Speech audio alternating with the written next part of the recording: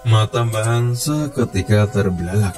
Darahnya berdesir hebat, jantungnya terpacu kencang, demi hanya melihat setampah sesajen tergeletak di tanah. Tak hanya itu, dadanya seketika terasa sesak, kala jelas melihat 3 dupa terbakar dan mengepulkan asap. Satu hal yang ia benci, satu hal yang membuatnya harus keluar kamar, ternyata semua bersumber di dalam tampah sesajen itu. Bahan mundur, jiwanya benar-benar tercekat, bukan saja karena sesajen, tapi juga ada suara tangisan lirih dari sesosok wanita bergaun putih panjang. Sosok itu bersimpuh, menunduk tak jauh dari setampah sesajen. Dan dari suara isak tangisnya, Bahan tahu, Bahan kenal. Namun sulit baginya untuk percaya. Wiwi. Bahan terkejut saat sesosok itu mengadakan kepalanya. Dan benar saja, jika suara isakan itu adalah suara Wiwi. Tidak, ini tidak boleh terjadi. Bergetar suara Bahan sebelum ia buru-buru melangkah meninggalkan tempat itu. Namun langkah Bahan kali ini tidak menuju ke dalam rumah, tetapi memutar di sisi kanan sebelum masuk ke jalan. Bahan tak bisa memastikan jam berapa saat itu. Ia hanya menduga jika malam telah larut, melihat sunyinya jalan yang dilalui dan tak menjumpai satu orang pun. Puluhan menit sudah Bahan lalui, tapi belum juga sampai di rumah Mbah Malik yang menjadi tujuannya.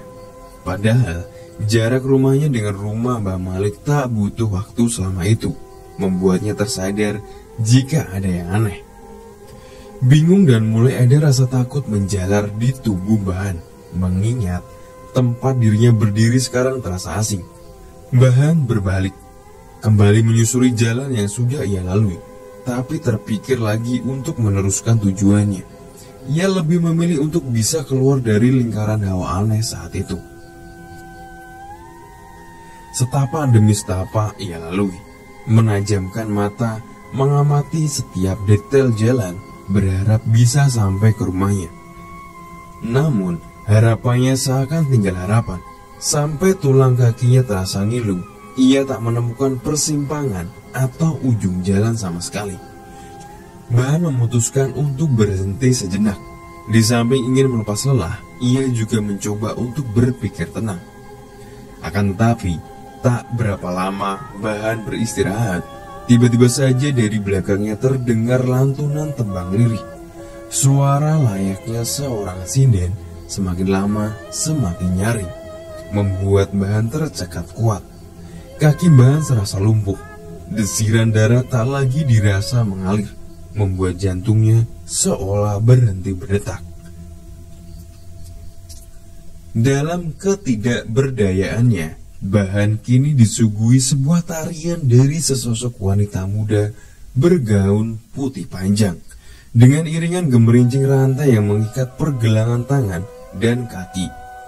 Wajah sosok itu sama sekali tak menunjukkan rasa gembira ataupun keceriaan, sebagaimana layaknya seorang menari, tapi lebih kepada rasa sedih mendalam terkandung di kelopak matanya. Sejenak, sosok itu melirik ke arah Bahan. Dari tatapannya menyirat sebuah penyesalan.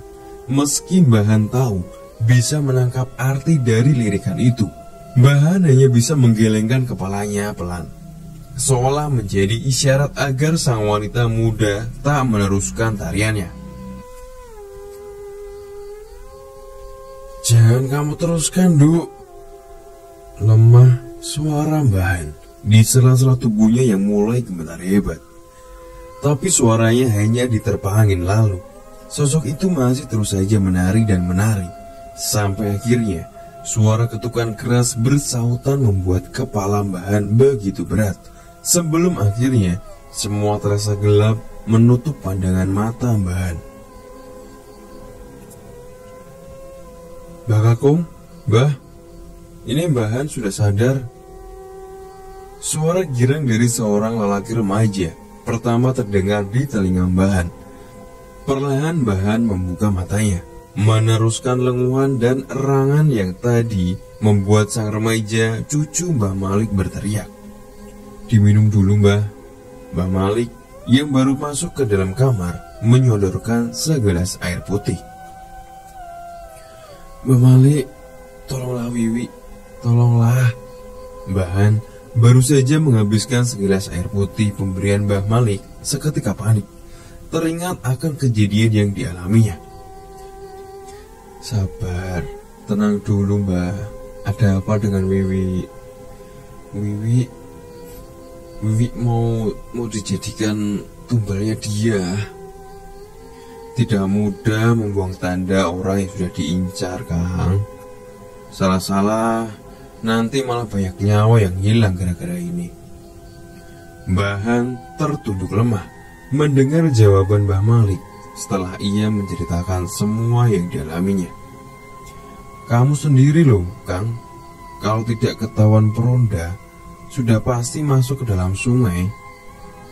Padahal kamu baru melihat saja loh ini."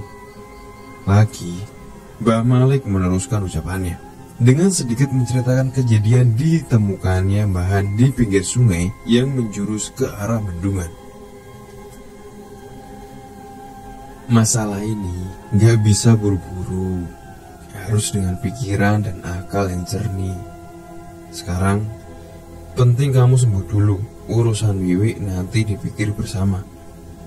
Kembali Mbah Malik berucap memberi saran. Kali ini membuat Bahan mau tak mau mengikutinya, mengingat semua yang diucapkan Mbah Malik tak dapat ia ingkari. Bahan sadar, Bahan tahu jika segala kejadian awal malapetaka dalam keluarganya ada campur tangan dia. Namun untuk membuktikan dan menghentikan semua itu, Bahan perlu sangat berhati-hati. Setelah dirasa begitu kuat, Bahan berpamitan. Ia ingin cepat-cepat melihat keadaan rumahnya, terutama Wiwi. Bahan belum menyadari jika kejadian yang menimpanya semalam telah beredar luas, menjadi bahan penggunjingan dari hal yang bisa dinalar sampai menjurus ke dalam omongan yang tak sedap didengar. Bahan baru tahu semua itu setelah sampai di rumahnya kembali bersama Mbah Malik. Satu hal seketika membuat dadanya terasa nyeri, melihat sambutan Zul yang terkesan marah kepadanya. Dengusan nafas Zul semakin memburuk saat Mbah Malik ikut menjelaskan kejadian yang sebenarnya. Mengapa Bahan bisa sampai berada di tepian sungai, tapi Zul sepertinya tak menggubrisnya. "Sudahlah, Mbah. Untuk sementara mungkin Bapak butuh istirahat. Saya tahu Bapak belum bisa merelakan kepergian Sasa. Jadi..." "Tidak, Zul. Bapak tidak main-main. Bapak masih waras. Bapak tidak gila." Bahan yang sudah tak tahan dengan segala ucapan Zul memotong ucapannya sedikit meradang. "Zul, kamu sudah berbeda. Kamu sudah bukan seperti anakku lagi. Kamu sudah terpengaruh dia. Kamu belum tahu siapa dia sebenarnya." Sambung Bahan kembali. "Lagi-lagi Budia. Apa sih salah Budia sama Bapak? Buruknya Budia di mananya?" Zul yang memancarkan ketidaksenangan atas ucapan Bahan membantah dengan keras dan sengit. Bahan yang saat itu ingin kembali menyahut, urung, demi melihat gelengan kepala dan tepukan pelan dari Mbah Malik. Ia sedikit mereda, mencoba menahan luapan emosi atas segala belaan Zul pada Budia, sebab Bahan menangkap sesuatu di balik tatapan dan isyarat dari Mbah Malik. "Maaf Mbah Malik, saya ada kerjaan lain. Silahkan bila masih ingin ngobrol dengan Bapak." Zul bangkit berlalu setelah berpamitan pada Mbah Malik tanpa menoleh pada Bahan, membuat Bahan sangat terpukul dengan sikap kekeh anaknya itu. Sebentar kemudian Mbah Malik juga berpamitan. Sebelum beberapa pesan dan sebuah bungkusan putih pipi ia serahkan kepada Bahan. "Ini sampean bawa, Mbah. Kalau malam letakkan di bawah bantal. Dan jangan lupa selalu berdoa memohon pertolongan pada Allah supaya penghuni lain yang sudah mendapat tempat di rumah ini tidak lagi masuk dan mempengaruhi pikiran sampean. Ucap Mbah Malik sebelum melangkah keluar, menghampiri sepeda motornya. Bahan masih terdiam sendiri di ruang tamu. Ia masih menapak sekilas bayangan kejadian semalam. Kejadian yang membuat banyak orang beranggapan jika dirinya terganggu mental atas kepergian Sasa. Sejenak Bahan menunduk, menatap benda pipih berbungkus kain putih yang diberikan Mbah Malik. Diusapnya perlahan kain pembungkus yang seketika mengeluarkan bau minyak wangi khas. Setelah merasa puas mengamati benda itu, Bahan bangkit. Di samping tubuhnya yang masih lemah, juga ingin pikirannya sebentar melupakan beban berat yang menghantuinya.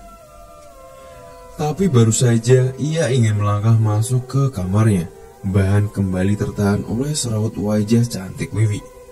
Keanehan dirasakan benar oleh Bahan saat itu, melihat Wiwi yang berdiri di depan pintu kamarnya sendiri, tengah memandang dirinya sedikit melotot. Bahkan ucapannya yang menyapa dan menegur seolah tak ia dengar. Bahan yang masih heran akan sikap membisu Wiwi, menajamkan matanya, mengamati dengan seksama sosok Wiwi. Selintas tampak biasa, sama dengan sosok Wiwi menantunya. Akan tetapi, ketika sosok Wiwi menyunggingkan senyum, atau lebih tepatnya sebuah seringaian, Bahan terjingkat mundur. Wiwi, kamu bukan Wiwi. Siapa kamu? Ucap Bahan sedikit bergetar. Sosok Wiwi tak menyahut, malah semakin memperjelas seringaiannya, membuat Bahan semakin yakin jika sosok itu bukan Wiwi menantunya. Tak ada ucapan apapun dari sosok Wiwi sampai ia melangkah pergi, berlalu menuju belakang dengan tetap membisu dan serengaian sinisnya. Jiwa Bahan benar-benar tergolak saat itu. Rasanya ia tak percaya, tapi kenyataan berkata lain. Sorot mata tajam, serangaian sinis, dan lenggok berjalan Wiwi. Sangat jelas dirinya kenal, dirinya hafal puluhan tahun silam. Bahan mencoba menenangkan desiran kencang darahnya, meredakan ketakutan yang mendekap kuat batinnya, demi untuk tak mengingat kembali sebuah peristiwa mengerikan yang membuat ia kehilangan istri tercintanya. Bahan meringkuk, memeluk kuat lututnya, mencoba lepas dari bayang-bayang sesosok yang sangat ia takuti. Sosok yang telah merenggut istri tercintanya, sosok yang tak ingin lagi ia lihat seumur hidupnya. Tapi kini sosok itu kembali hadir, menjelma dalam diri menantunya, Wiwi.